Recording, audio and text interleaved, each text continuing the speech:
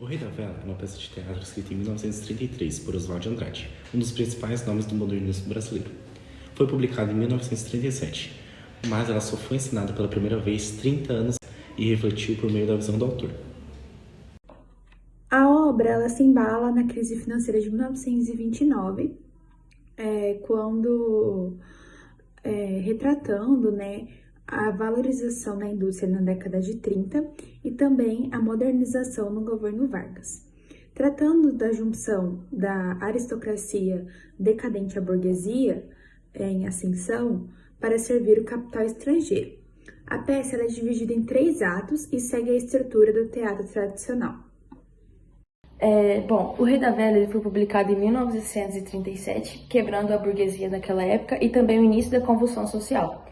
E as obras, elas refletem na investigação inicial do Oswald de Andrade no início da arte moderna em 1922. Bom, então a gente pode estar citando que a primeira peça teatral que foi inspirada pelo Rei da Vela, escrito por Oswald de Andrade, só foi ser executada 3 décadas após a sua publicação, em 1967. Isso foi por conta dos estudos e aprofundamento que eles tiveram que fazer por conta de vários aspectos políticos que abordavam naquela época. Então, essa peça ela foi dirigida pelo Teatro Oficina de São Paulo, onde foi conduzida pelo José Celso Martinez Corrêa. Isso, eles levaram grande em questão, além do uso da linguagem, que mantiveram exatamente como estava na obra, a linguagem bem formal, dentro daquilo que era prescrito, também utilizavam o cenário, bem retratando a forma essencial que se mandava daquela época, uma forma mais subjetiva e abstrata que ali se percorria, né?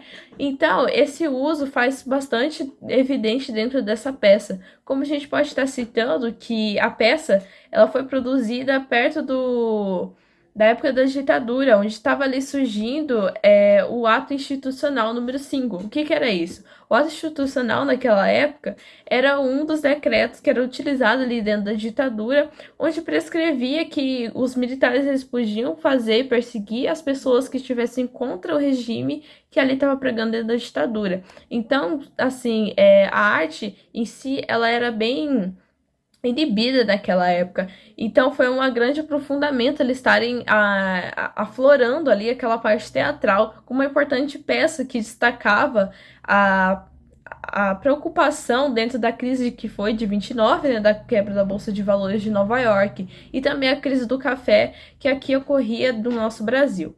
Isso foi grande evidenciado, ainda a peça ela foi conduzida pelo Hélio Eichshaber, não sei se assim se pronuncia, mas esse é o nome dele, e fazendo uma abordagem sempre, como eu disse, aspectos nacionalistas e simbolistas do nosso Brasil. Oswald de Andrade foi um dos principais idealizadores da Semana da Arte Moderna e, ao lado de Anita Malfatti e Mário de Andrade, ele fundou um movimento modernista.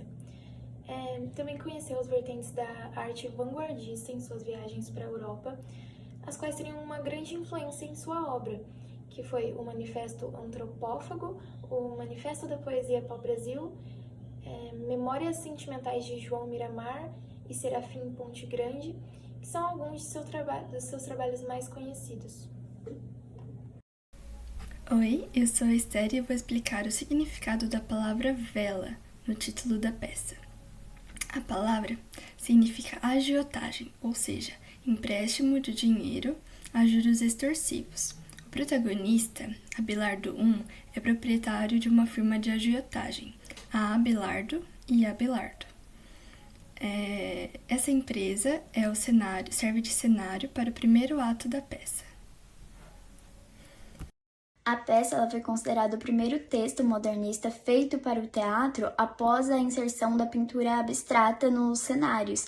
Então foi a partir daquele momento que houve o afastamento do realismo e do simbolismo, porque anteriormente apenas a encenação já era considerada modernista, só que ele veio, o autor, com uma ideia diferente, veio com a ideia de que a sociedade ela está decadente com a linguagem e com o humor do modernismo.